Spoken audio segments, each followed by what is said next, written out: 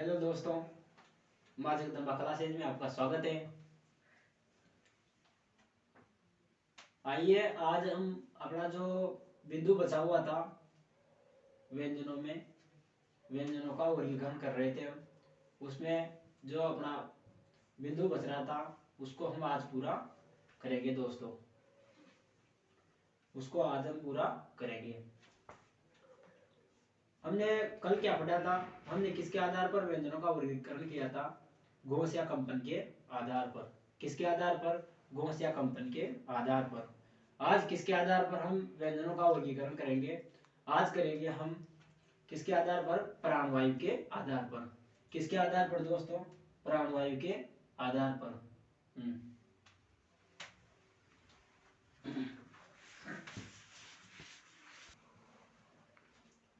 तो दोस्तों आज किसके आधार पर व्यंजनों का वर्गीकरण करेंगे? प्राणवायु के आधार पर। किसके आधार पर? तो तीसरा वर्गीकरण डाल लो आप, प्राणवायु के आधार पर। प्राणवायु के आधार पर। प्राणवायु या इसे कह सकते हो आप मुख से निकलने वाली क्या वायु। मुख से निकलने वाली वायु।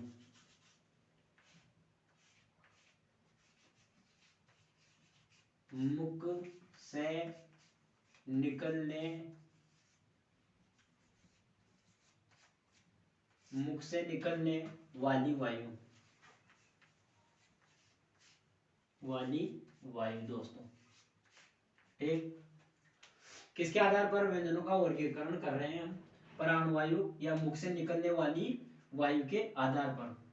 जब हम व्यंजनों का क्या करते हैं, उच्चारण करते हैं, तो ऐसे व्यंजन वर्ण होते हैं दोस्तों, ऐसे व्यंजन होते हैं जब हमारे शरीर से, हृदय देह से जो वायु निकलती है दोस्तों, हृदय देह से जो वायु निकलती है, तो ऐसे वर्ण, यानी कि ऐसे वर्ण जिनका हम उच्चारण करते हैं, तो कुछ ऐसे वर्ण भी आते हैं जिनका उच्चारण करते हैं तो ज्यादा वायु निकलती है, और कुछ ऐसे वर्ण भी आते हैं जिनमें कम वायु की आवश्यकता होती है। वही है दोस्तों ये प्राणवायु, यानी कि वर्णों का जब उच्चारण करते हैं तो जब हमारे हृदय देह से जो वायु निकलती है दोस्तों, तो कुछ ऐसे व्यंजन होते हैं जिनका उच्चारण करते समय ज्यादा वायु की आवश्यकता होती है, और कुछ ऐसे होते हैं जिनमें कम वायु की आवश्यकता होती है। तो इसके आधार पर कितने भागों में बांटा जाता है? इनको दो भागों में बांटा जाता है दोस्तों। कितने भागों में? दो भागों में, ठीक। दो भाग कौन कौन से हैं? दो भाग कौन कौन से हैं दोस्तों? तो दो भाग हैं, एक तो आपका अल्प प्राण, कौन सा? अल्प प्राण, और एक है आपका महाप्राण। क्या दोस्तों? महाप्राण। क्या है? एक आपका महाप्राण।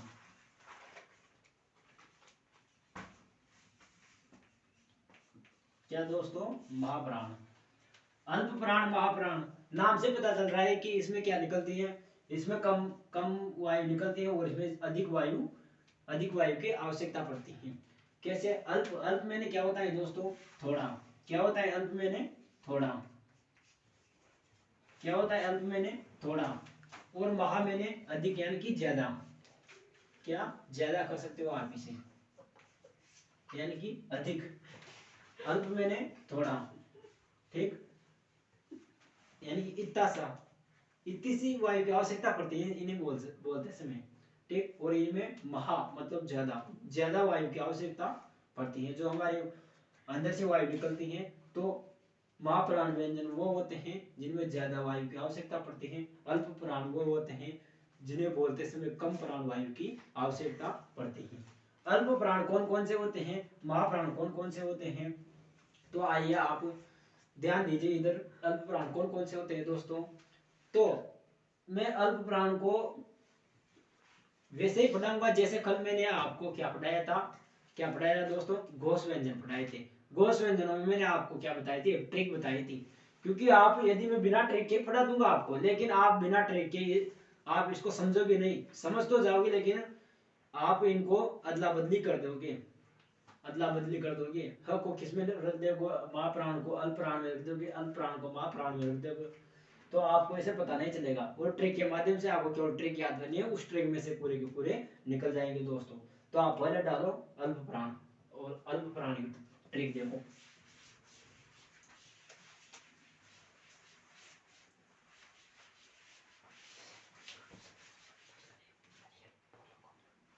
कौन से दोस्तों? अल्पप्राण।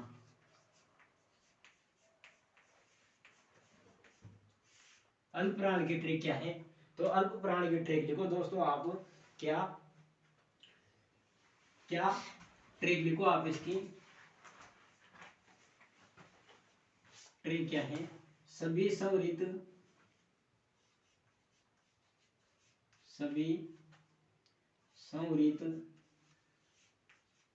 अल्प प्राणियों को सभी संवरित अल्प प्राणियों को सभी क्या सभी संवरित अल्प प्राणियों को 135 मण अनाज की आवश्यकता है।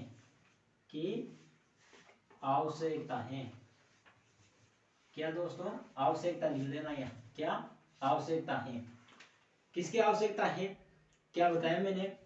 सभी संवरित अल्प प्राणियों को 135 मण अनाज की आवश्यकता है। 135 मण अनाज की आवश्यकता है। मण जानते हो ना आप, किसे कहते हैं? मण। मण तो जानते हो आप देसी भाषा में। मण 40 किलो को क्या कहते हैं? मण। क्या? मण। तो दोस्तों ट्रिक में आप कैसे अल्प प्राण व्यंजनों को निकालोगे कैसे?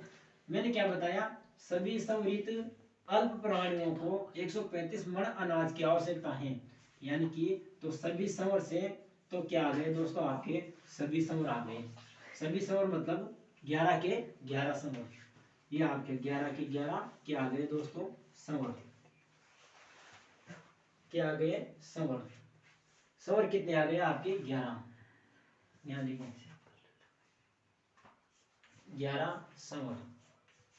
ठीक दोस्तों, संवर तो कितने? 11। अल्प प्राणियों को, अल्प प्राण से आपको पता चलेगा क्या? अल्प प्राण से ये पता चलेगा कि जो हम व्यंजन पढ़ रहे हैं ये कौन से हैं? अल्प प्राण हैं। कौन से हैं? यानी कि जो ये ट्रिक में अल्प प्राण आया है, इससे आपको ये पता चल जाएगा कि जो ये ट्रिक किसकी है? अल्प प्राण व्यंजनों की है। ठीक, आगे क्या आया? को 135 मण अनाज की क्या है? आवश्यकता है। क्या है? मण अनाज की आवश्यकता है। तो मैंने क्या बताया था? ये क्या है? प्रत्येक वर्ग का पहला, प्रत्येक वर्ग का तीसरा और प्रत्येक वर्ग का पांचवा। प्रत्येक वर्ग का पहला, प्रत्येक वर्ग का तीसरा और प्रत्येक वर्ग का पांचवा। पहला पहला कौन सा होता है? प्रत्येक वर्ग का क। ठीक, प्रत्येक वर्ग का पहला क च। ठीक, क च ट और त और प। ये होता है क च ट त प। ऐसे प्रत्येक वर्ग का तीसरा क्या? प्रत्येक वर्ग का तीसरा। ठीक, प्रत्येक वर्ग का तीसरा कौन सा होता है? क के बाद क्या आता है? ख और ग। क्या दोस्तों? ग। इधर च छ और ज क्या होता है? ज। ठीक, इधर ट ठ और क्या होता है दोस्तों? ट ठ और ड क्या होता है?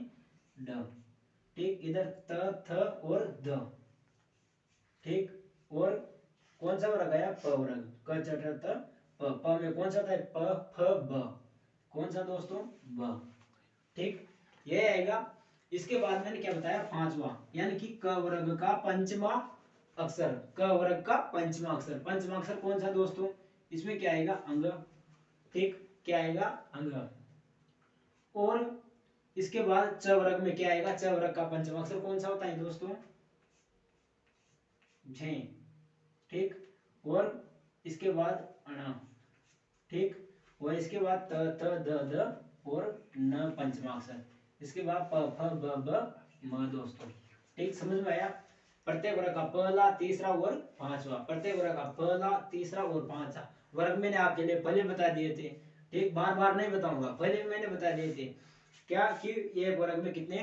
5 व्यंजन होते हैं। ठीक, और वर्गों की संख्या कितनी होती है? 5 वर्गों की संख्या होती है। एक वर्ग में 5 व्यंजन होते हैं। ठीक, ऐसे वर्गों को गुना करते हैं तो कितने होते हैं? टोटल 5, और 5 को 5 से गुना करेंगे तो 25 व्यंजन रहते हैं टोटल।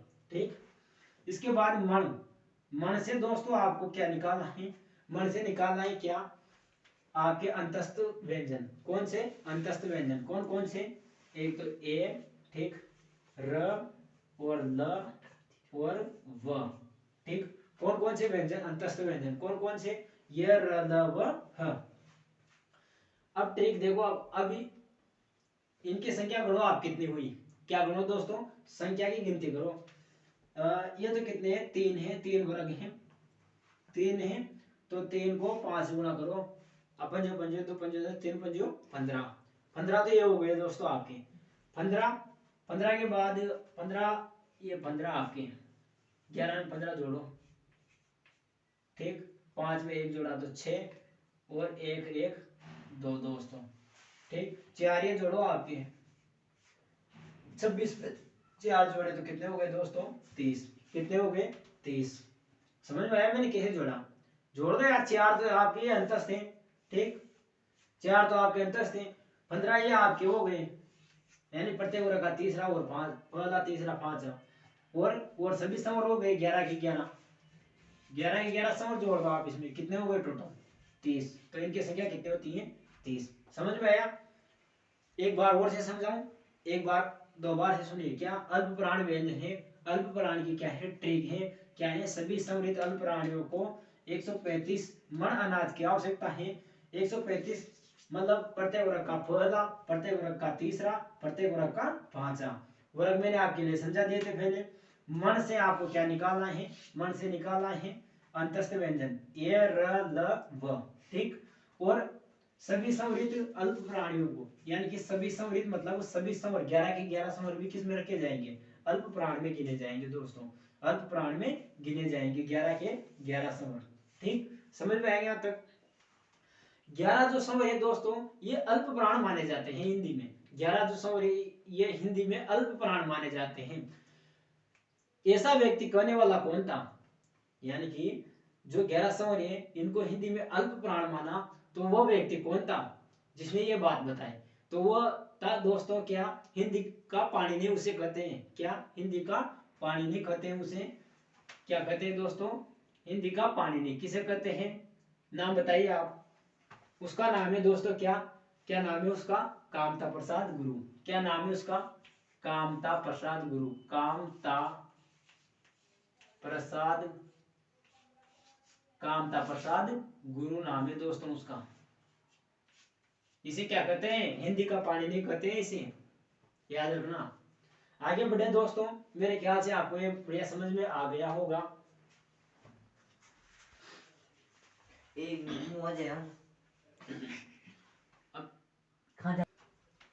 दोस्तों अब आइए, क्या अब दूसरा डालिए आप, दूसरा नाम क्या था इसका, किसके आधार पर, क्या नाम था दूसरा इसका, अल्प प्राण पढ़ लिए थे हमने, महाप्राण पढ़िए अब, कौन सा दोस्तों, महाप्राण, महाप्राण, ठीक, महाप्राण लिखिए नाम इसका, महाप्राण की ट्रिक लिखिए, इसकी ट्रिक क्या है, इसकी ट्रिक लिखिए दोस्तों आप, ट्रिक क्या है इसकी, तो ट्रिक समझिए, क्या ट्रिक है दोस्तों इसकी, 24 साल, 24 साल, 24 साल लग जाते हैं, लग जाते हैं, 24 साल लग जाते हैं, किसमें, 24 साल लग जाते हैं किसमें, महान व्यक्ति बनने में, किसमें, महान व्यक्ति, महान व्यक्ति बनने में, किसमें दोस्तों, महान व्यक्ति बनने में, कितने साल लग जाते हैं, 24 साल लग जाते हैं, किसमें लग जाते हैं, महान व्यक्ति बनने में लग जाते हैं दोस्तों।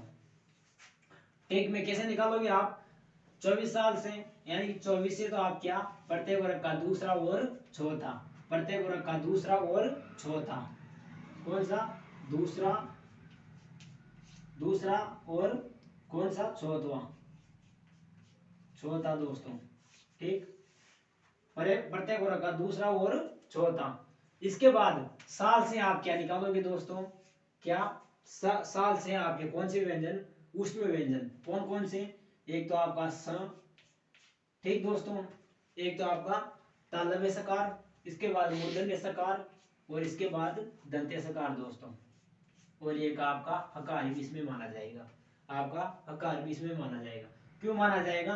क्योंकि मैंने आपके लिए पहले ट्रिक में लिख दिया था ह, तो नहीं लिखा क्या? क्या लिखा? 24 साल लग जाते हैं किसमें, किसमें लग जाते हैं 24 साल? मान व्यक्ति बनने में। तो हे से आपका क्या आएगा दोस्तों? हे से याद रख लेना आप किसको, इसको ह को, तो ह भी आपका इसमें माना जाएगा। और वैसे भी मैंने इसमें पूरे एक साथ जोड़े हैं। कौन से? ये कौन से व्यंजन है दोस्तों? अंतस्थ व्यंजन पूरे एक में जोड़े हैं। उसमें व्यंजन, गर्म व्यंजन, अंतस्थ नहीं है, ये अंतस्थ ये वो आएंगे। ये कौन से? उसमें व्यंजन। तो उसमें व्यंजन पूरे के पूरे एक जगह आ गए, 4 के 4। ठीक, इसके बाद क्या आएंगे इसमें? इसके बाद कुछ भी नहीं आएगा इसमें, यही है पूरा है ट्रिक में, यही है। तो कितने कितने व्यंजन हुए दोस्तों? ये देखिए इनको कितने हुए ये। तो दूसरा यानी कि 5 दूनी 10, 10 हुए केवल ये प्रत्येक वर्ग का केवल दूसरा और चौथा देखना है। ठीक, कितने हुए? 10। 10 तो ये हो गए, 10 और 4 14 दोस्तों। कितने हुए? 14। अब एक बात बताओ आपके लिए, क्या पहले जो व्यंजन पढ़े थे किसके आधार पर? अल्प प्राण के आधार पर। अल्प प्राण में संख्या कितनी थी दोस्तों? अल्प प्राण में संख्या थी अपनी कितनी? अल्प प्राण जो व्यंजन थे, अल्प प्राण में संख्या कितनी थी? अल्प प्राण में संख्या थी अपनी कितनी? कितनी थी? 30। 30, 30 और 14 कितने हुए दोस्तों? 30 और 14, 4 का 4 और 3 में एक जोड़ा तो 4। आपके मूल व्यंजन आ गए दोस्तों। मूल वर्ण टोटल कितने? 44। मूल वर्ण 44 होते हैं पूरे। तो आपके मूल वर्ण, मूल वर्ण। ठीक, आगे बढ़े।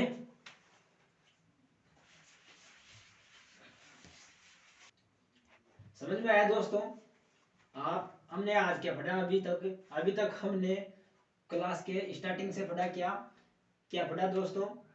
किसके आधार पर व्यंजनों का वर्गीकरण किया था? प्राणवायु के आधार पर। किसके आधार पर? प्राणवायु के आधार पर। और मेरे ख्याल से प्राणवायु के आधार पर आपको समझ में भी आ गया होगा व्यंजनों का वर्गीकरण। आ गया ना? नहीं आया क्या? आपके लिए एक मोटिवेशन दूं क्या? मोटिवेशन है क्या कि जिसने भी खर्च किया है, जिसने भी अपने आप को खर्च किया है, दुनिया ने गूगल में उसी को सर्च किया है दोस्तों। क्या? जिसने भी अपने आप को क्या किया? खर्च किया है, दुनिया ने गूगल में उसी ने सर्च किया है दोस्तों। आइए दोस्तों, अब हम चौथे प्रकार की बात करते हैं। कौन सा नंबर डालिए आप? 4। चौथा चौथा प्रकार जो पढ़ाऊंगा दोस्तों मैं व्यंजनों का, तो वो पढ़ाऊंगा किसके आधार पर? उच्चारण के आधार पर। किसके आधार पर दोस्तों? उच्चारण के आधार पर। मैं उच्चारण के आधार पर आपको 2 प्रकार पढ़ाऊंगा। कितने? 2 प्रकार। एक तो पढ़ाऊंगा उच्चारण के आधार पर, एक पढ़ाऊंगा उच्चारण स्थान के आधार पर। दोनों में अलग अलग है, दोनों ही अलग अलग है, बहुत अंतर है दोनों में। क्या? एक तो उच्चारण के आधार पर यानी कि बोलने के आधार पर, और एक पढ़ाऊंगा बोलने की स्थिति के आधार पर यानी कि स्थान के आधार पर। कौन से स्थान से इन वर्णों का उच्चारण किया जाता है, वह अगला प्रकार पढ़ेंगे। ठीक, इस प्रकार में क्या पढ़ेंगे हम? उच्चारण के आधार पर। उच्चारण के आधार पर व्यंजनों को दो कितने भागों में बांटा जाता है दोस्तों? व्यंजनों को 8 भागों में बांटा जाता है। कितने भागों में? 8 भागों में बांटा जाता है। जबकि उच्चारण स्थान के आधार पर व्यंजनों को कुल 10 प्रकार है दोस्तों। कितने? 10 भागों में बांटा जाता है। तो हम किसके आधार पर पढ़ेंगे अभी? उच्चारण के आधार पर। किसके आधार पर? उच्चारण के आधार पर।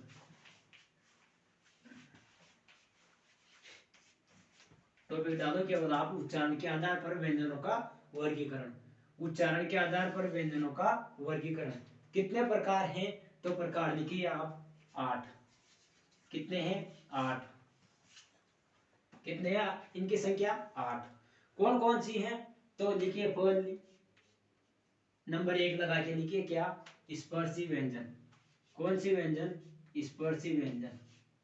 ठीक, स्पर्शी व्यंजन की संख्या कितनी है? तो स्पर्शी व्यंजन की संख्या है दोस्तों कितनी? 16 मित्रों। कितने हैं मेरे राम फूलों? 16। कितनी है? 16। कौन से व्यंजनों की? स्पर्शी व्यंजनों की। अब 16 कौन कौन सी है? 16 कौन कौन सी है? तो आपका एक तो क वर्ग, पूरा का पूरा क वर्ग। मेरी बात बातों को, मेरी वाणी को बड़े मनोयोग से सुनिए दोस्तों। मैं जो समझाना चाह रहा हूँ उसको बड़े अच्छे तरीके से मनोयोग से समझिए दोस्तों। क्या, एक तो क वर्ग, वर्ग की बात कर रहा हूँ दोस्तों मैं, ध्यान से देखना।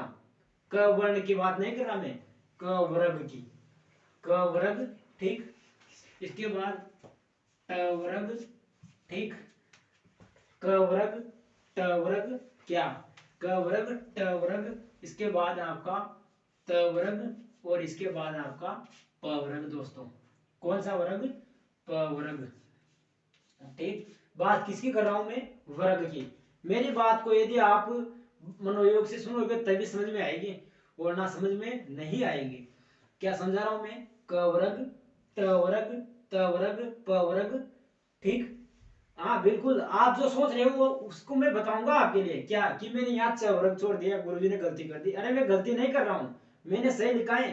च वर्ग में नहीं छोड़ा है, वो च वर्ग इसमें नहीं आएगा दोस्तों, च वर्ग आगे आएगा, मैं बताऊंगा अभी, ठीक। इसमें केवल 4 आएंगे आपके। कौन कौन से वर्ग आएंगे, क वर्ग और ट वर्ग और आपका त वर्ग, ठीक। त वर्ग और आपका एक प वर्ग, ठीक। इनके इनके केवल 4 वर्ण लेने हैं आपको, केवल 4 वर्ण। क्या, केवल, लिखता हूं, केवल 4 वर्ण।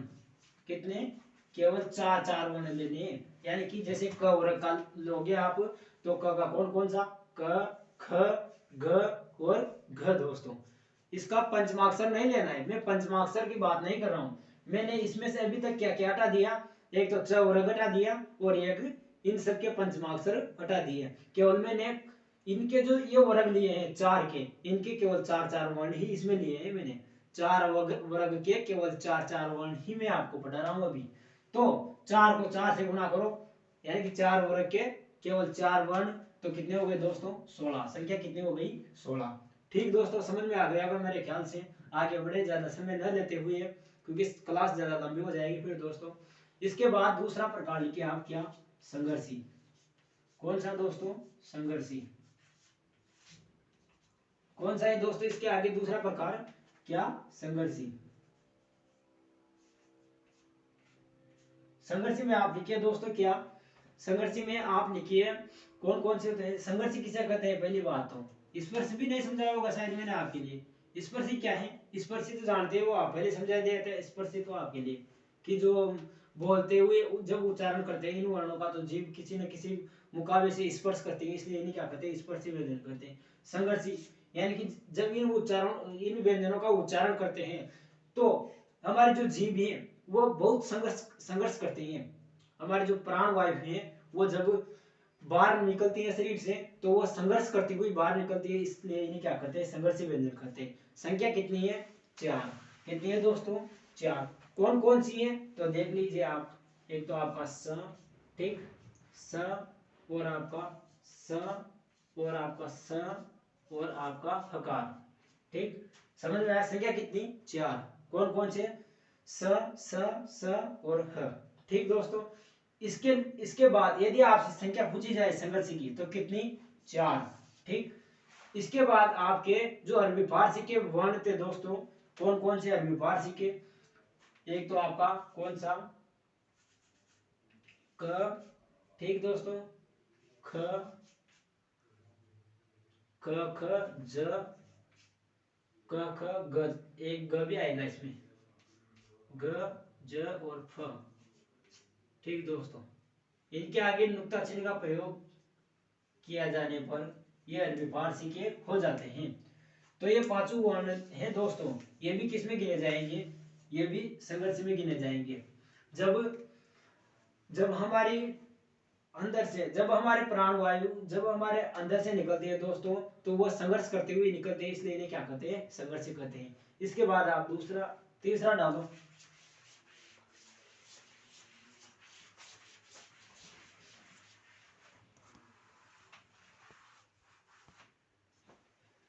इसके बाद कौन सा, तीसरा डालो दोस्तों। तीसरा किसका आया, इसी का प्रकार, केवल चौथा का तीसरा पढ़ रहे हैं अभी हम। क्या, चौथा का तीसरा, उच्चारण के आधार पर बात कर रहे हैं अभी हम। अभी तक हमने एक नाम स्पर्शी के आधार पर संघर्षी, और क्या अब तीसरा नाम है स्पर्श संघर्षी। कौन सा? स्पर्श संघर्षी। स्पर्श संघर्षी। स्पर्श संघर्षी में कौन कौन से आते हैं? यानी कि जो स्पर्श भी करते हैं और जिनमें संघर्ष भी होता है। तो स्पर्श संघर्षी में आपका कौन सा वर्ग आएगा दोस्तों? च वर्ग। कौन सा वर्ग? च वर्ग। च वर्ग आएगा। कौन सा वर्ग आएगा दोस्तों? च वर्ग। च वर्ग के केवल प्रथम के 4 वर्ण ही आएंगे। च वर्ग के केवल प्रथम के 4 वर्ण। कितने वर्ण दोस्तों? 4 वर्ण। 4 वर्ण कैसे? क्योंकि पहले भी हमने स्पर्श के आधार पर जब बांटा था तो स्पर्श में पढ़ा था, तो स्पर्श में केवल हमने क, ट, त और प के प्रथम के 4 वर्ण लिए थे। तो यहाँ भी हम च वर्ग के प्रथम के 4 वर्ण लेंगे। ठीक दोस्तों, प्रथम के 4 वर्ण। अभी तक मैंने पंचमाक्षर की बात नहीं की है। अभी तक मैंने पंचमाक्षर की बात नहीं की है दोस्तों। अब आइए आगे। चौथा प्रकार लिखिए दोस्तों। चौथा क्या? चौथा किसके आधार पर? नासिके। कौन सा? नासिके दोस्तों। नासिके में आपके पूरे के पूरे पंचमाक्षर, पूरे के पूरे पंचमाक्षर दोस्तों।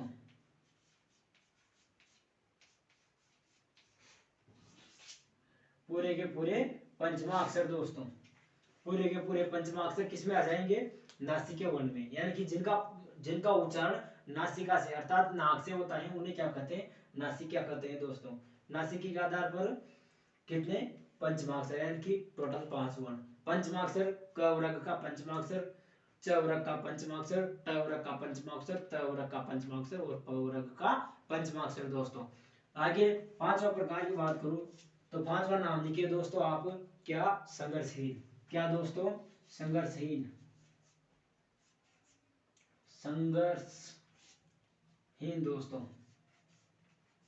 संघर्षहीन अर्थात जिनमें कोई संघर्ष ही नहीं होता है, जिनका उच्चारण करते समय कोई संघर्ष ही नहीं होता है, उन्हें क्या कहते हैं? संघर्षहीन दोस्तों। संघर्षहीन में कौन कौन से आएंगे? तो संघर्षहीन में आप आएंगे दोस्तों आपके ये और व। कौन सा दोस्तों? ये व। बिल्कुल मित्रों, आप जिसकी बात कर रहे हो ये वही है, अर्धस्वर। कौन से? अर्धस्वर इन्हें कहते हैं दोस्तों। क्या कहते हैं इन्हें? अर्धस्वर। क्या कहते हैं दोस्तों इनको? अर्धस्वर भी कहते हैं इनको। अर्धस्वर क्यों कहते हैं इनको? क्योंकि जब इनका उच्चारण किया जाता है तो ऐसा लगता है कि जैसे हम स्वरों का उच्चारण कर रहे हैं, जैसे हम स्वरों का उच्चारण कर रहे हैं, इसलिए इन्हें क्या कहते हैं? अर्धस्वर भी कहते हैं दोस्तों। ठीक, आगे प्रकार की बात करूं दोस्तों छठवा, तो छठवा में लिखिए आप। क्या दोस्तों? कंपित, प्रकंपित। क्या दोस्तों? प्रकंपित। प्रकंपित। कौन सा दोस्तों? प्रकंपित। प्रकंपित। प्रकंपित में कौन सा आएगा दोस्तों? केवल आपका र आएगा, रकार। प्रकंपित में कौन आएगा? केवल आपका रकार आएगा दोस्तों। कौन आएगा? केवल आपका रकार। बिल्कुल दोस्तों, इसे कहते हैं आपके लुंठित वर्ण। यही है आपका वो लुंठित वर्ण दोस्तों। क्या? इसे क्या कहते हैं? लुंठित वर्ण। क्या कहते हैं दोस्तों इसे? लुंठित वर्ण। इसे कहते हैं आपका लुंठित वर्ण। कौन सा वर्ण दोस्तों? लुंठित वर्ण। यही है आपका वो लुंठित। अर्थात जब इसका उच्चारण करते हैं र का, तो हमारी जो जीभ है दोस्तों वो ऐसे रगड़ खाती है, यानी कि दुड़कती हुई बाहर आती है, दुड़कती हुई बाहर आती है। अर्थात जब उच्चारण किया जाता है तो हमारी जीभ सबसे ज्यादा घर्षण करती है दोस्तों इसमें, र में। इसलिए इसको प्रकंपित कहते हैं, कंपन करती है, इसलिए इसे प्रकंपित कहते हैं। लुंठित अर्थात दुड़कती हुई बाहर आती है, इसलिए इसे लुंठित वर्ण कहते हैं दोस्तों। आगे बढ़े। इसमें 7 आता है दोस्तों। इसमें 7 नंबर डाल के लिखिए आप मेरे हिंदी के प्यारे साथियों। 7 नंबर डाल के लिखिए आप। क्या? पार्श्विक वर्ण। कौन से? पार्श्विक। पार्श्विक। पार्श्विक में कौन सा आता है दोस्तों? पार्श्विक में कौन सा आता है? पार्श्विक में आपका केवल ल आता है दोस्तों। कौन सा? ल। कौन सा आता है दोस्तों? केवल ल व्यंजन आता है आपका पार्श्विक में। कौन सा? पार्श्विक। पार्श्विक का आप क्या करो दोस्तों? वर्ण विच्छेद करो, संधि विच्छेद करो। क्या होगा दोस्तों? पार्श्व धन इक। क्या होगा? पार्श्व धन इक। क्या दोस्तों? पार्श्व धन इक। पार्श्व का अर्थ क्या होता है? पार्श्व का अर्थ होता है दोस्तों क्या? बगल या किनारा। क्या होता है? बगल। बगल दोस्तों आप इसे किनारा कर सकते हो। क्या? किनारा दोस्तों। अर्थात मैं ये समझाना चाह रहा हूं आपको कि पार्श्विक व्यंजन उन्हें कहते हैं, अर्थात जब ये ल है दोस्तों, ल का हम उच्चारण करते हैं तो हमारी जो जीवा है, हमारी जो जीभ है, तो अंदर से जो प्राण वायु निकलती है दोस्तों, तो जो जीभ है उसके दोनों तरफ से होकर निकलती है, दोनों बगल अर्थात दोनों किनारों से निकलती है, इसलिए इन्हें क्या कहते हैं? पार्श्विक व्यंजन कहते हैं। पार्श्विक व्यंजन इसका नाम है। अगला 8वां नाम डालो दोस्तों आप। कौन सा? ताड़न जात। कौन सा दोस्तों? ताड़न जात। ताड़न जात। ताड़न जात कितने होते हैं? 2। पहले भी बात कर चुका हूं दोस्तों मैं इसकी। ताड़न जात वर्णों की पहले भी समझा चुका हूं। ताड़न जात व्यंजनों को मैं आपके लिए। कितने हैं? केवल 2। कौन सा? अड और अड। ठीक दोस्तों, अड और अड। ये हो गया आपके उच्चारण के आधार पर। ठीक दोस्तों, किसके आधार पर बात की? किसके आधार पर बात की? मेरे हिंदी के विद्वान साथियों, मेरे हिंदी के विद्वान साथियों, ये उच्चारण के आधार पर हमने व्यंजनों का क्या किया है? वर्गीकरण किया है। अब हम बात करेंगे किसके आधार पर? उच्चारण स्थान के आधार पर। किसके आधार पर? उच्चारण के आधार पर। किसके आधार?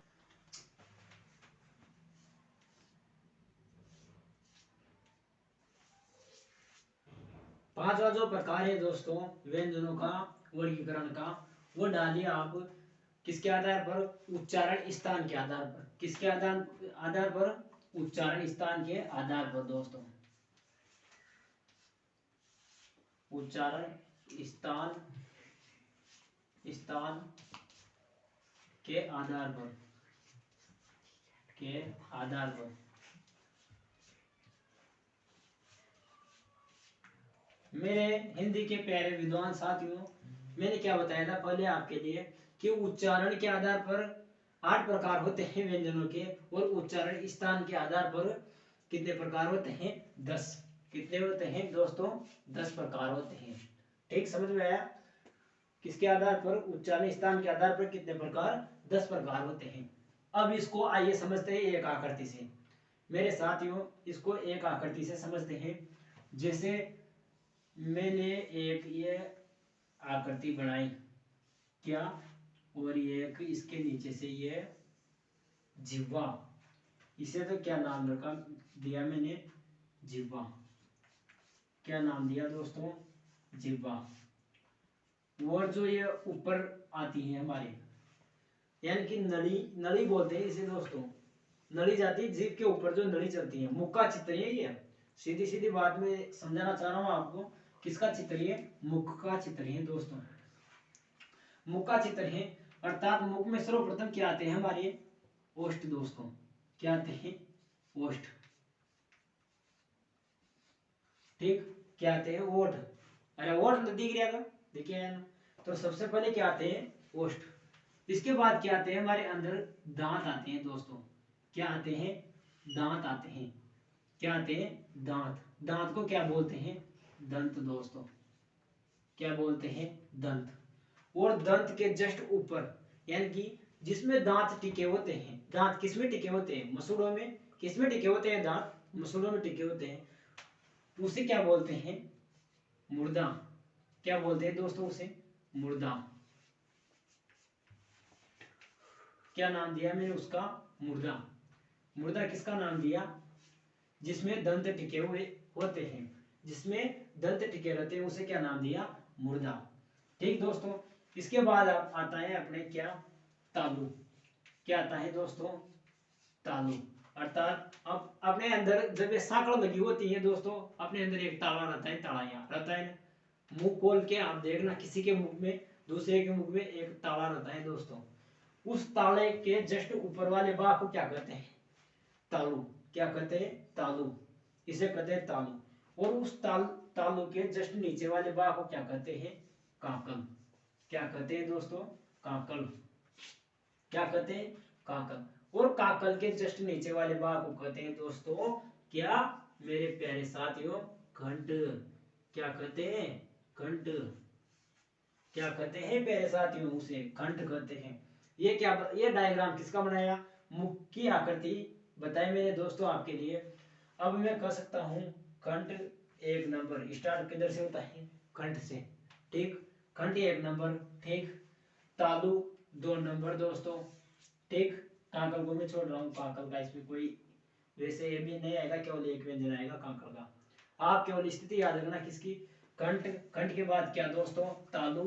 और तालु के बाद जस्ट कौन सा, चौथा नंबर का नंबर दिया है मैंने, चौथा मुर्दा को, ठीक। मुर्दा अलग होता है, वो मुर्दा अलग होता है, वो जो मरे हुए इंसान से बोलते हैं मुर्दा, और ये मुर्दा अलग है दोस्तों। ये मुर्दा कौन सी है, ये हमारे मसूड़े हैं दोस्तों, क्या है, मसूड़े। इसके बाद चौथा मैंने मुर्दा को दे दिया 4, और 5वां किसको दिया, दंत को, ठीक। 5वां नंबर दंत को, और छठा नंबर दोस्तों ओष्ठ को दे दिया, ठीक। छठा नंबर ओष्ठ को। यदि ये क्रम आपको समझ में आ जाएगा, ये क्रम आपको समझ में आ जाएगा, तो यूं मानो जो उच्चारण स्थान के आधार पर व्यंजनों को बांटेंगे वो तो आपके ऑटोमेटिक समझ में आ जाएगा। केवल ये क्रम ही पड़ता है, ये क्रम यदि आपको अच्छी तरीके से समझ में आ गया तो यूं मानो पूरे व्यंजन समझ में आ गए। तो मेरे प्यारे प्यारे लड्डू, आइए इधर, और हम बात करेंगे किसकी, आप एक सारणी बनाइए मेरे साथ साथ, और सारणी को अच्छे तरीके से पूरा जो अब तक हमने पढ़ा वो पूरा यहाँ आने वाला है। क्या मेरे साथियों, जो अब तक हमने पूरा पढ़ा हुआ है वर्ण विचार, पूरा का पूरा वर्ण विचार किसमें आएगा, इस सारणी में आएगा दोस्तों। और जो सारणी बना रहा हूँ उसको बड़ा मनोयोग से सुनना दोस्तों, ठीक। पहले लिखो आप क्या, क्रम संख्या, क्या दोस्तों, क्रम संख्या। कौन सी संख्या, क्रम संख्या, ठीक। इसमें क्या क्या लिखा जाएगा, क्रम लिखा जाएगा केवल, ठीक दोस्तों। क्या लिखा जाएगा इसमें, क्रम लिखा जाएगा, ठीक। इसमें क्या लिखा जाएगा, क्रम लिखा जाएगा। दूसरा इस जगह में लिखा जाएगा वर्ण दोस्तों, क्या, वर्ण। वर्ण में क्या क्या लिखेंगे हम, एक तो स्वर, ठीक। और एक क्या लिखेंगे, व्यंजन। क्या लिखेंगे, व्यंजन दोस्तों। क्या लिखेंगे, एक तो स्वर और एक व्यंजन। इसके बाद एक लकीर खींच लो आप, लंबी की लंबी ऐसे, ठीक। क्या क्या लिखेंगे हम, थोड़ा इसको पास कर लेते हैं, शायद सारणी में आएगा नहीं, नहीं तो हाँ पास कर लेते हैं शायद थोड़ा सा, नहीं तो भी इसमें आएगा ही नहीं। क्रम संख्या, ठीक दोस्तों। यहाँ लिखो वर्ण, वर्ण में कौन क्या क्या, एक तो आप स्वर और लिखो आप व्यंजन, ठीक। स्वर वर व्यंजन, इसको मिटाल के यहाँ से लिखो, ठीक। इसके बाद क्या लिखो आप, स्थान, स्थान। इसके बाद नाम, इसके बाद नाम।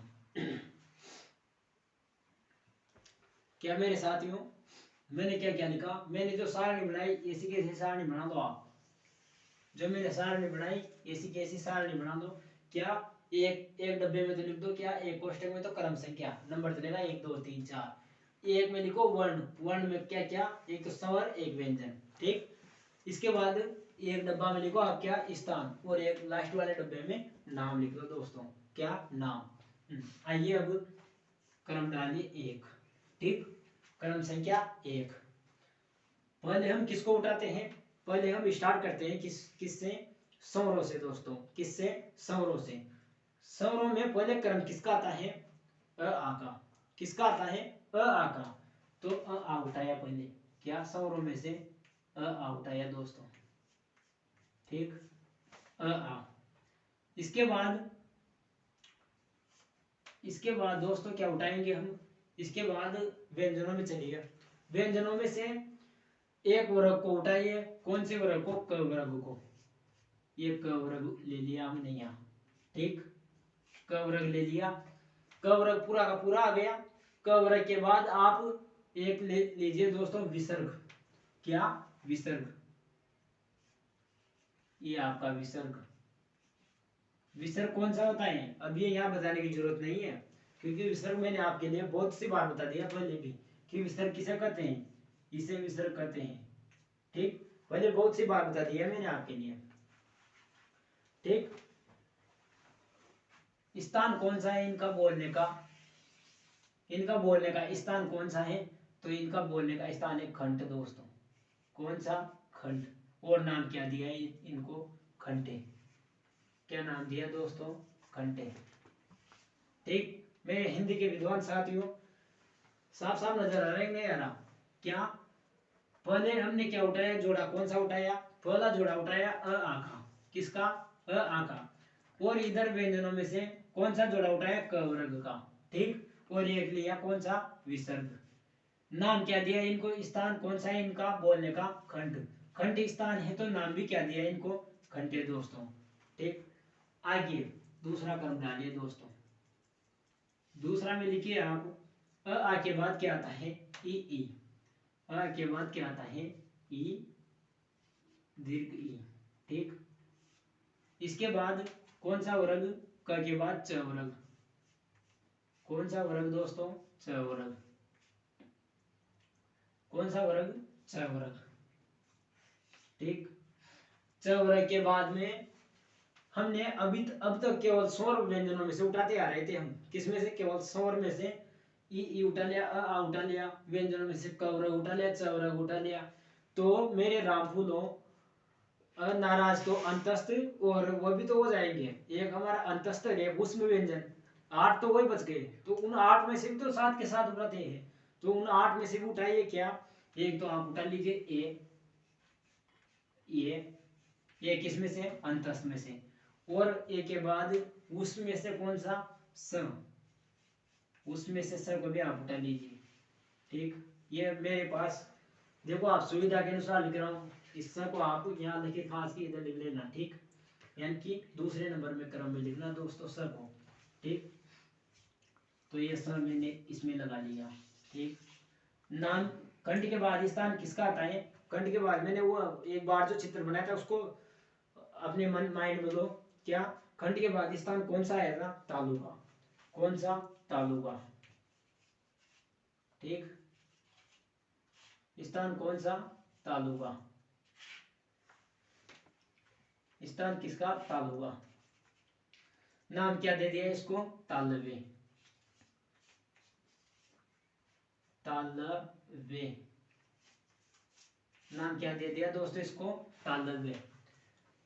स्थान कौन सा है, तालु, नाम क्या दे दिया, तालवे, ठीक दोस्तों। आगे तीसरे की बात करें हम, तो आ के बाद ई उठाया, स्वरों में से उठा लिया हमने, जोड़े के जोड़े उठाते आ रहे हैं हम। अब थोड़ी देर के लिए क्या, ऊ को भूल जाइए आप, थोड़ी देर के लिए ऊ को भूल जाए, क्योंकि इधर स्थान किसका आ रहा है, मुर्दा का। स्थान किसका आ रहा है दोस्तों, मुर्दा का। खंड के बाद क्या बताया था मैंने, यानी कि खंड, तालु और मुर्दा, मुर्दा के बाद दंत, और दंत के बाद ओष्ठ। तो अब स्थान तो तीसरा नंबर का आया, तो तीसरा नंबर में कौन आ गया अपने पास, मुर्दा आ गया। लेकिन इधर बात करें तो ऊ तो ओष्ठ वन है दोस्तों, ऊ तो ओष्ठ वन है, तो हम थोड़ी देर के लिए ऊ को गायब कर देते हैं, और वह एक पैर को आगे रख लेते हैं, ऊ को छोड़ के आगे चलते हैं हम। तो किसको लेते हैं, ऋषि को। किसको लेते हैं दोस्तों, ऋषि को लेते हैं। ऋषि के बाद वही व्यंजनों में से क्रम वाई, क, च और वर्ग कौन सा है, अब ट वर्ग। कौन सा वर्ग, ट वर्ग, ठीक। इधर ए स यहाँ ले लिया हमने, एकार यहाँ ले लिया, सकार यहाँ ले लिया, तो ए के बाद क्या आता है, ये र, क्या आता है, र। ए के बाद क्या आता है, र। और इधर स में स के बाद कौन सा सकार, ये वाला सकार। ठीक दोस्तों, स के बाद कौन सा, ये वाला सकार। एक ये और स तो यहाँ ले लिया, एक तो अंतस्थ में से और एक उसमें से यहाँ ले लिया, एक अंतस्थ में से रकार और एक उसमें से सकार यहाँ ले लिया। नाम क्या है, इस स्थान क्या है इनका, मुर्दा। स्थान क्या है इनका, मुर्दा।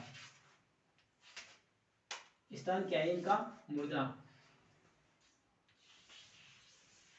इनका स्थान क्या है दोस्तों, मुर्दा। तो नाम क्या दे दिया इनको, मूर्धन्य।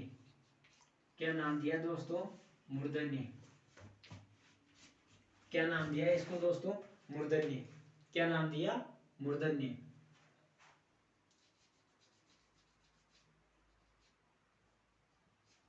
क्या नाम दिया दोस्तों, मूर्धन्य। इसके बाद क्या आया, 4 नंबर डालो आप। और 4 नंबर के बाद इधर से अ उठाया, ई उठाया और उ को छोड़ दिया, ऋषि उठाया। ऋषि के बाद क्या आता है, वो ऋषि के बाद क्या आता है, ये आ जाता है। तो उसको छोड़ो, आप इधर खंड स्थान में चलो दोस्तों। स्थान में, स्थान में क्या, खंड तालु मुर्दा और क्या आता है दोस्तों, अब खंड तालु मुर्दा, मुर्दा के बाद क्या आता है, दंत। क्या आता है, दंत। ठीक, दंत स्थान दंत का गया दोस्तों, क्रम तो दंत का गया। तो दंत में आप लिखो इधर क्या, वर्ण में एक तो लृ वर्ण। वैसे आप इस लृ वर्ण को यहाँ लिख भी सकते हो, नहीं भी लिख सकते हो, कोई फर्क नहीं पड़ेगा इससे।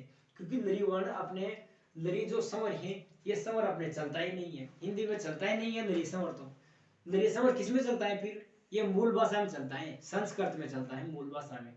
तो लृ स्वर अपने चलता नहीं है, तो इसका कोई मतलब नहीं है, चाहे आप लिखो या मत लिखो। लेकिन मैं लिख देता हूँ आपको बताने के लिए, समझाने के लिए। तो स्वर में से क्या ले लिया, लृ ले लिया दोस्तों। इसके बाद वर्ग वही, यानी कि कौन सा वर्ग ले लिया था, क च ट यहाँ ले लिया, ट यहाँ ले लिया, तो त यहाँ ले लिया दोस्तों। ठीक, त वर्ग यहाँ ले लिया, त वर्ग ले लिया यहाँ पर।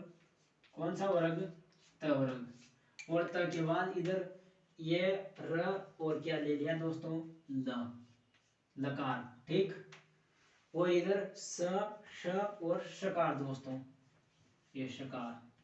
ठीक, दोनों ले लिया अपन ने। इनको अलग कर देता हूँ आपके लिए, एक तो आप इनको एक समझ बोलो। मेरे पास थोड़ी सुविधा ऐसी है, इसलिए ये ऐसा ही आ रहा है, क्या करिए दोस्तों। इसके बाद आगे बढ़े, तो इसका नाम क्या था, स्थान क्या था, दंत। क्या था दोस्तों, दंत। दंत, तो नाम क्या दे दिया इसको दोस्तों, स्थान कौन सा, दंत। दंत है तो नाम क्या दिया इसको, दंते। क्या दोस्तों, दंते। क्या नाम दिया इसको, दंते दोस्तों। क्या नाम दिया, दंते। इसके बाद 5वां डालिए आप, और 5वां में डालिए दोस्तों आप क्या, इसके बाद किसका आया, नंबर आया ओष्ठ का। किसका आया, ओष्ठ का। ओष्ठ तो आते हैं, दांत के बाद क्या आते हैं, ओष्ठ। दांत के बाद ओष्ठ आते हैं। तो किसका नंबर आया, ओष्ठ का। तो ओष्ठ में अपने क्या आते हैं, स्वर में से वही जो छोड़ रखे थे हमने पीछे, क्या, एक तो उ और एक दीर्घ उ। ठीक, और क्या, ओष्ठ में क्या आते हैं, व्यंजनों में से कौन सा वर्ग, वर्ग दोस्तों। कौन सा वर्ग, वर्ग। ठीक, नाम क्या दे दिया इनको, ओष्ठ। क्या नाम दिया इनको, ओष्ठ। ठीक दोस्तों, इसके आगे छठा नाम डालिए आप, किसका, 6 नंबर लगा के नाम डालिए आप। ओष्ठ के बाद क्या आता है अपने, ओष्ठ के बाद कुछ भी नहीं आता है। अब समझने की बात यहाँ पर है, क्या समझने की बात है यहाँ पर, यहाँ पर आएगा अपना ये और दीर्घ ई, ये और आई। क्या आएगा, ये और आई दोस्तों, ये और आई, ये और आई। क्योंकि बचे यही थे अपने पास, क्या बचे थे, ये आई बच रहे हैं अभी तो। और व्यंजनों में से क्या बच रहे हैं अभी, व्यंजनों में से क्या क्या बच रहे हैं दोस्तों, स्वरों में से तो अभी तक हमारे पास ये आई बच रहे हैं, ओ आओ बच रहे हैं, और क्या बच रहे हैं, एक अपने वो अनुस्वार बच रहा है। ठीक दोस्तों, और व्यंजनों में से क्या बच रहा है, व्यंजनों में से व और ह बच रहा है दोस्तों। क्या बच रहा है, एक तो व और एक ह। ये र ल और एक व होता है दोस्तों, तो व बच रहा है इधर, श शकार और शकार दोस्तों, और इसके बाद ये अपना हकार बच रहा है। तो एक तो व बचा, ह बचा, और क्या बचा, ओ आओ ए आई, इसके बाद अनुस्वार। ठीक, ये बच रहे हैं केवल छह। तो अब छठा भी इसको पूरा करते हैं, ए आई। ए आई का निर्माण किससे होता है दोस्तों, अधन ई से। किससे, यदि अ आ के साथ, किसके साथ, अ आ के साथ ई या दीर्घ ई का योग कराया जाए दोस्तों। किसके साथ, मैं समझा रहा हूं, इधर आप ध्यान से समझना, क्या मनोयोग से सुनना इस बात को। अ आ के साथ, किसके साथ, अ आ के साथ यदि ई का योग कराया जाता है तो गुण संधि में कौन सा प्राप्त होता है हमें, क्या गुण में ए आई प्राप्त होता है दोस्तों। क्या ए आई प्राप्त होता है, क्या ए आई। अब इधर देखिए, अ आ का स्थान कौन सा है, अ आ का उच्चारण स्थान कौन सा है दोस्तों, कंठ। कौन सा है दोस्तों, कंठ। क्या है, कंठ है अ आ का उच्चारण स्थान। जबकि ई का उच्चारण स्थान कौन सा है दोस्तों, ई का उच्चारण स्थान है तालु। तो मैं यूं कह सकता हूं कि इनका निर्माण किससे होता है, किससे, कंठ प्लस तालु दोस्तों। किससे, कंठ प्लस तालु दोस्तों। तो नाम क्या, नाम भी क्या आएगा इसका, कंठ तालु। क्या नाम आएगा इसका, कंठ तालु। नाम क्या दो इसको, कंठ तालु। क्या दोस्तों, कंठ तालु। समझ में आया। ये आई का किससे निर्माण होता है, ये आई का, ये आई का निर्माण होता है दोस्तों यदि अ आ के साथ ई का योग कराया जाए, अ आ के साथ ई का योग कराया जाए तो गुण रूप में ये आई प्राप्त होता है दोस्तों। अ आ का उच्चारण स्थान क्या है, कंठ है, और ई का उच्चारण स्थान क्या है दोस्तों, तालु, अर्थात कंठ तालु से मिलकर बना, इसलिए नाम क्या दिया, कंठ तालु दोस्तों। अब मैं इसको मिटाने से पहले आपको एक बार स्क्रीनशॉट लेने का मौका देता हूं दोस्तों।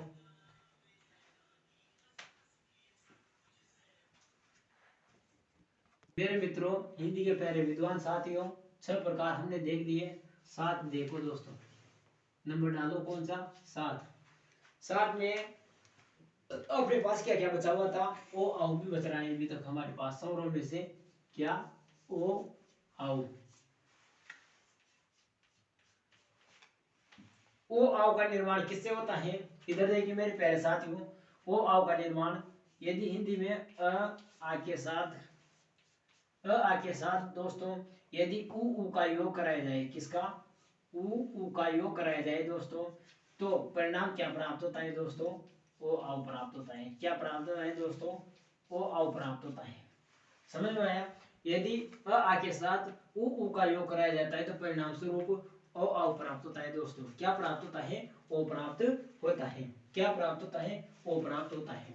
तो मैं यूं कह सकता हूं कि यदि अ आ का उच्चारण स्थान क्या है, कंठ है, अ आ का उच्चारण स्थान कंठ है, और अ आ का उच्चारण स्थान क्या है दोस्तों, कंठ, और उ का उच्चारण स्थान क्या है, ओष्ठ।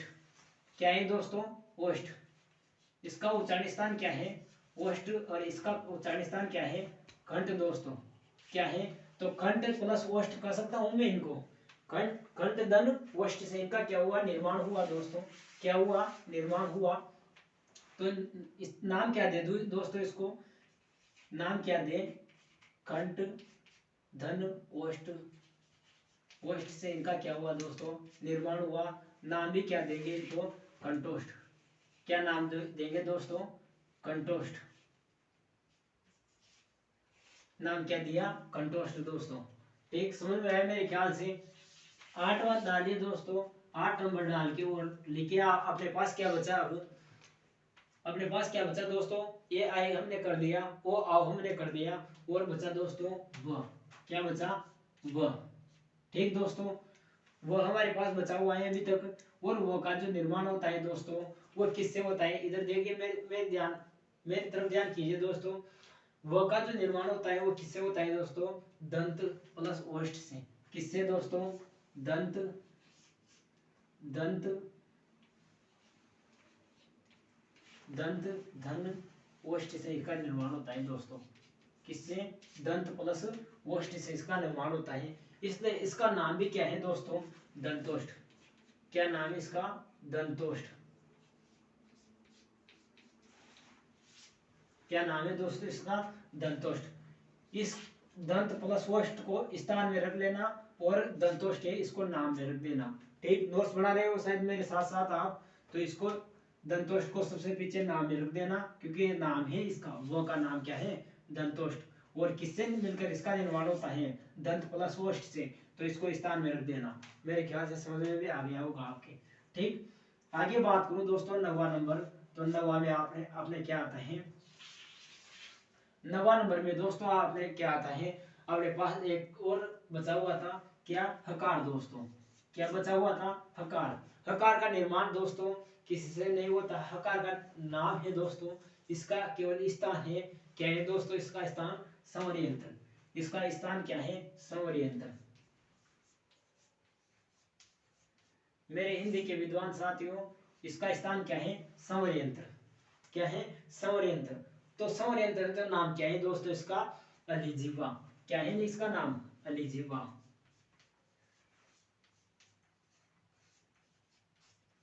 मेरे हिंदी के विद्वान साथियों, इसका नाम क्या है? अलिजिह्वा। और 10वां जो आपके प्रकार चलता है वो कौन सा है दोस्तों? 10वां नाम आता है आपके किसका? अनुस्वार का। किसका दोस्तों? मैंने पहले भी आपके लिए बहुत सी बार बताया है कि अनुस्वार का जो उच्चारण स्थान है दोस्तों, वो क्या है? क्या है दोस्तों? नासिके। क्या है? नासिके। नासिके इसका उच्चारण स्थान है दोस्तों, अर्थात इसका उच्चारण कहाँ से किया जाता है? नाक से किया जाता है दोस्तों।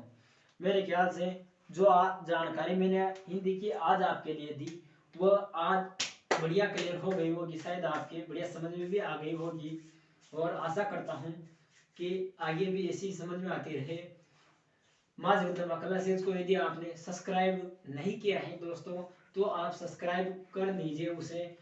मैं आपको हिंदी की पूरी क्लासें इसी यूट्यूब चैनल और इसी समय उपलब्ध करवाऊंगा दोस्तों। तो आप बेल आइकन बटन को प्रेस कर दीजिए, घंटी के बटन को दबाइए दोस्तों, ताकि जो भी प्रत्येक कक्षा आपके यूट्यूब चैनल में डाली जाए दोस्तों, तो उसका आपको तुरंत नोटिफिकेशन प्राप्त हो जाए। इसलिए आप अपनी सूचनाएं चालू कर दीजिए दोस्तों। ठीक।